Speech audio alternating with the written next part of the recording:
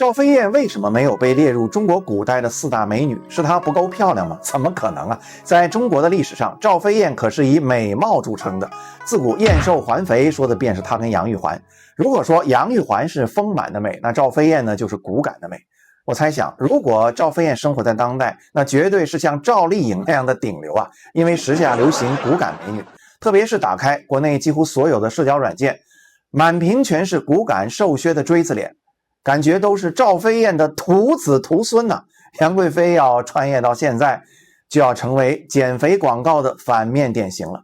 既然赵飞燕是跟杨贵妃齐名的大美女，为什么她不能跟杨贵妃一样荣登4大美女的行列呢？其实很多人可能不知道，在明朝以前，最早的4大美女里可是有她，那是指西施、王昭君、赵飞燕和杨贵妃。可是到了元末明初，随着《三国演义》的广泛流行，貂蝉是突然走红啊，逐渐替换了赵飞燕，晋升新的4大美女成员。为什么貂蝉会取代赵飞燕呢？那是因为貂蝉长期战斗在隐蔽战线，还出色地完成了组织交给的光荣任务，利用自己的美貌，成功地离间了权臣董卓和义子吕布之间的关系，最后导致吕布是杀死董卓，那是典型的舍身取义，为国为民啊，充满着一种积极向上的正能量。相反，赵飞燕虽然也美貌如花，却在民间传说的演绎下变得心如蛇蝎，还秽乱后宫，各种的负能量，从而被吃瓜群众毫不留情地踢出了4大美女的行列。不过老曾也质疑，这到底是评选4大美女还是4大道德模范啊？那么历史上的赵飞燕究竟是个什么样的女人呢？说她秽乱后宫，红颜祸水，是否冤枉了她？历史上所谓姐妹俩共侍一夫的说法又是否属实？她后来又是如何当上皇后和皇太后的？美貌无双的她为何始终不能给皇帝和自己留下个一男半女？最后为何又落了个自杀的悲惨结局？这么多问题别划走，等老曾为你揭开谜底啊！这里是曾子航人物志，我是曾子航，争议人物重新解读，不吹不黑，只讲人性。欢迎点赞订阅，开启小铃铛啊，不错过每一个精彩的历史人物的重新解读和解密真相。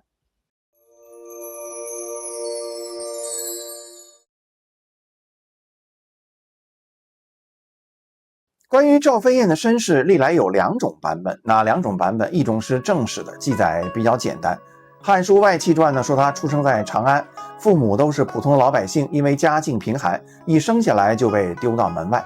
谁知道襁褓中的赵飞燕却表现出了惊人的生命力，3天3夜没吃没喝，还活得好好的。没想到这赵飞燕一生下来就特别的励志啊！后来她父母大概也是良心发现吧，又把她抱了回来，养到10多岁就送到了杨阿公主的府上学习歌舞。因为她体态娇小，身轻如燕，所以呢她就被人叫做赵飞燕。也就是说，赵飞燕啊不是她的本名，而是绰号。至于她的本名，正史里没有记载。同时期还有一本野史叫《飞燕外传》，说她本名叫赵遗主。同样这本叫《飞燕外传》的野史却说啊，这位倾国倾城的大美人是一个豪门私生女，这是怎么回事呢？据这本《飞燕外传》记载啊，赵飞燕的母亲是一位姑苏郡主，父亲是江都中尉赵曼。这么看来，这赵飞燕也是含着金钥匙出生的。但野史却告诉我们，她的亲生父亲并不是赵曼，而是赵曼家的邻人冯万金。这邻人是干什么的？就是戏子。因为赵曼每天公务繁忙，冷落了娇妻，郡主便跟这位邻人私通，生下了一对双胞胎，姐姐叫赵遗主，就是后来的赵飞燕，妹妹是赵合德。因为是私生女，郡主无法亲自抚养，只好趁夜深人静的时候将这对双胞胎抛去于荒郊野外。可人心都是肉长的，郡主回到家里，老是梦见2个女儿望着她哭。3天之后，她带着丫鬟忍不住跑去看看这对双胞胎的下落。你猜怎么着？她轻轻地拨开杂草，发现他俩还在草丛中侧着身子相互对视，而且张着嘴嗷嗷待哺。毕竟还是母女连心，看着2个可怜的女儿，她心如刀割，又将她们抱了回来，交给这个冯样金是偷偷抚养。几年以后，冯万金去世，不到10岁的这对姐妹花就被冯家人赶了出来，流落长安。起先人地生疏，无依无靠，他俩呢便租了一间破屋子，以卖草鞋为生，后来一位好心的老人家便主动收养两人为义女，而这个老人家竟然来头不小，他是谁呢？他是杨阿公主府上的管家赵灵。赵灵看到两个小姑娘出落的越发美丽，干脆呢就把这对姐妹花都送入公主府中学习歌舞啊。特别是赵飞燕在舞蹈方面表现出了一种与众不同的天赋，很快就脱颖而出啊。有一回，汉成帝刘骜来到杨阿公主府上游玩，赵飞燕的命运从此改变，这是怎么回事呢？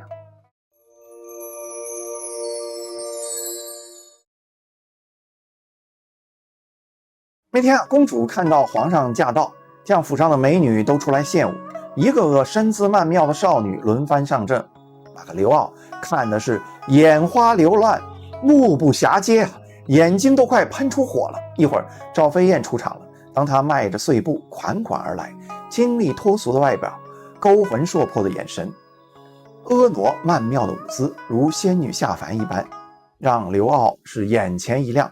他翘起二郎腿，右手在膝盖上像弹琴一样抖动指尖，左手捋着下巴的一撮胡子，频频点头。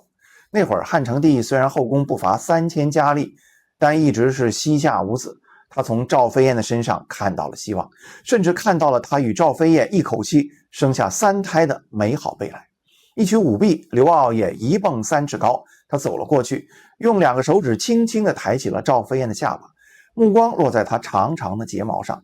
他没有反抗，含情脉脉地望着对方，目光中荡漾着万种风情。一旁的杨阿公主看在眼里，心领神会。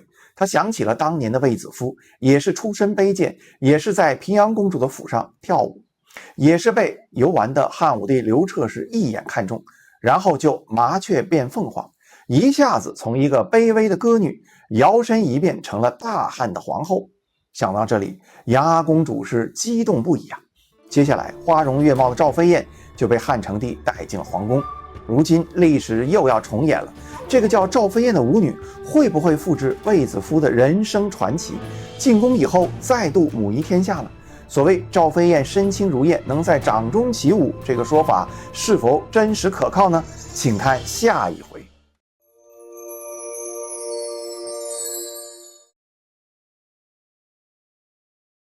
不管怎么说，赵飞燕望着琼楼玉宇，似乎看到了光明就在前方。从小在社会底层摸爬滚打的她，早就看透了男女之事。她知道后宫3000佳丽，要想笼络住君王的心，光靠美貌那是绝对不够的，还得有心机和手腕。所谓自古深情留不住，唯有套路得人心。为了让汉成帝记住他，你知道赵飞燕采用了什么手段吗？《飞燕列传》记载啊，他一连3天都拒绝了皇帝的招幸，弄得刘骜是心猿意马呀，牢牢记住了这个撩他心痒痒的美人。这是典型的欲擒故纵啊！赵飞燕居然把兵法那一套对敌战术出色的运用到了男女关系中，高，实在是高啊！应该说，赵飞燕不是那种徒有其表的流量小花，她体态娇小，身轻如燕，是个罕见的舞蹈天才。据这个《飞燕外传》记载啊，汉成帝为了取悦她，让工匠在皇宫太液池建造了一艘华丽的御船，取名和宫舟。一天，刘骜坐在船上看飞燕翩翩起舞，而旁边还有侍郎冯无方在吹笙伴奏，真是一派歌舞升平的景象。谁曾想船到中流，突然间狂风大作，把个赵飞燕像风筝一样吹起来。刘骜赶紧叫冯无方去当护花使者，这冯无方情急之下只好扔掉乐器，死死地拽住赵飞燕的2只脚不肯松手，而飞燕则淡定自如地在他掌中是继续起舞啊。从那以后，汉成帝便专门打造了一个精致的水晶盘，让赵飞燕在里面跳舞。由此，宫里便流传出了飞燕能做掌中舞的佳话。可以说，她的掌中舞后宫是无人能学，足尖轻点似弱柳扶风，旋转间又如天女散花。后人云：掌中舞罢箫声绝，36宫秋夜长。不过这汉成帝刘骜那可是历史上有名的大猪蹄子，喜欢多吃多占。尽管赵飞燕很快便被封为婕妤，但在当时在后宫受到宠幸的并不只是这位赵婕妤，还有许皇后、班婕妤和李婕妤。好家伙，这皇宫也内卷啊！而且更奇葩的是，这位汉成帝还男女通吃，美女玩不够，还养了不少男宠。最出色的是一个叫张放的，这张放对刘骜那才叫情深意长，更绝的还在后面。汉成帝死的时候，因为被皇太后看不惯，从而被赶出宫的张放听到这个消息，第一时间竟然是悲痛欲绝，吐血而亡啊！一度让人怀疑这辈子最爱这个汉成帝的居然是个男人，而且这都不是野史，是记载在《汉书》中。当然，这都是后话。赵飞燕属于初来乍到，难免势单力孤，为了在皇宫内站稳脚跟，必须找一个人来帮自己。找谁呢？想来想去，没有比自己的亲妹妹更合适的了。这个亲妹妹就是赵合德。不过赵合德这个名字同样来自《飞燕外传》，两人从小一直相依为命。妹妹如果也进宫伺候汉成帝，自己定然是如虎添翼啊！打定了主意后，赵飞燕立马告诉汉成帝，臣妾有个妹妹长得比自己还美，臣妾也想把她献给皇上。刘骜一听这话就来了兴致，飞燕已经是倾国倾城了，怎么家里还藏着个比仙女更漂亮的？那不赶紧见见？他便有些迫不及待了。可赵飞燕万万没想到的是，所谓姐妹共侍一夫的结果，妹妹赵合德进宫以后，竟然比她这个姐姐还要受欢迎，反倒让赵飞燕逐渐失宠了。这是怎么回事呢？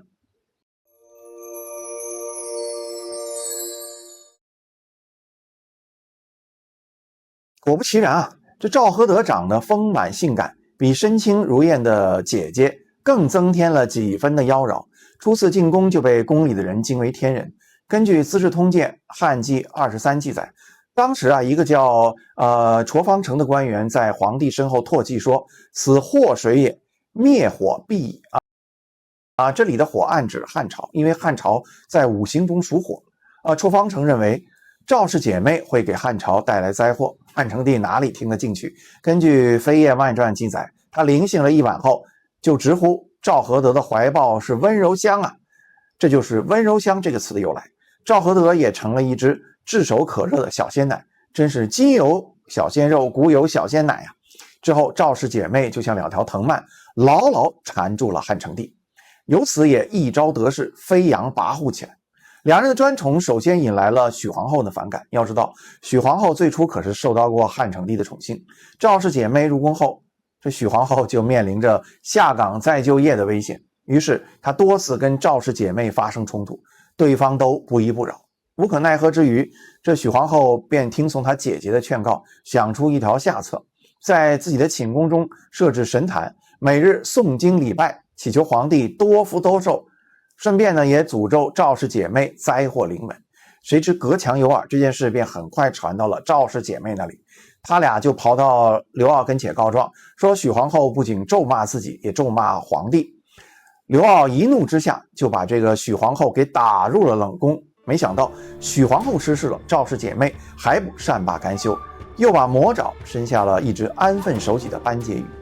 因为班婕妤在皇宫内人缘太好，这就是一个强大的威胁。总之，对赵氏姐妹来说，你若安好，便是晴天霹雳啊！于是赵飞燕和赵合德又去刘骜那里告了一状，说在宫中搞巫蛊之术诅咒皇帝的，不光有许皇后，也有班婕妤，逼得班婕妤只得请旨去长信宫那里侍奉太后王政君，算是主动退居二线了。这家后宫再也没人敢跟他俩作对了，一切都似乎都在他们的掌握之中。永始元年，公元前16年，汉成帝决定册封赵飞燕为皇后。然而刘骜的母亲王太后以赵飞燕出身低贱为由，并不同意。当时一个叫淳于长的侍中为了讨好皇帝和赵飞燕，就在皇太后和皇帝两头做工作的结果是先把赵飞燕的父亲封了侯，等于是提高了赵家的等级，再立赵飞燕为后，赵合德为昭义。当上皇后的赵飞燕是欣喜若狂，这个曾经被遗弃的私生女终于登上了她的权力之巅。住在富丽堂皇的宫殿里，她经常会忍不住的大笑。可渐渐的，这位赵皇后可就笑不出来了。为什么？因为汉成帝越来越少的召见她，一颗心只扑在了她的妹妹赵合德的身上。她体型瘦小，腰肢纤细，初见惊艳，皇上见多了就索然无味了。相反，赵合德丰腴饱满，娇艳可人，别有一番情趣。汉成帝甚至把她的怀抱称为温柔乡，而且妹妹住的昭阳殿更加奢华。根据这个《汉书外戚传》记载，她住的庭院栏杆都涂着红漆，大殿上则涂着红黑色的漆，门槛全包着铜，再涂上黄金，用白玉做成台阶，墙壁上带状的横木镶嵌着黄金环，用蓝田玉、明珠、翠羽装饰。后宫中从来没有哪个女人住的地方是这样的奢侈。看到妹妹受宠，姐姐多少有些失落。不过比起争宠，更让赵飞燕心神不安的是另外一件大事。什么事？那就是曾经多次被汉成帝临幸的她，却始终不能生下个一男半女。不光是她，连妹妹赵合德的肚子也不争气。找来这个太医诊断才知道，都是姐妹俩自作自受的结果啊！这是怎么回事呢？有关赵飞燕秽乱后宫、残害子嗣的说法是否准确？为什么赵氏姐妹当年风光一时，最后都落了个自杀的悲惨结局？欲知后事如何，请看下集。这里是曾子航人物志，我是曾子航，争议人物重新解读，不吹不黑，只讲人性。欢迎点赞、订阅、开启小铃铛，不错过每一个精彩的历史人物的重新解读和解密真相。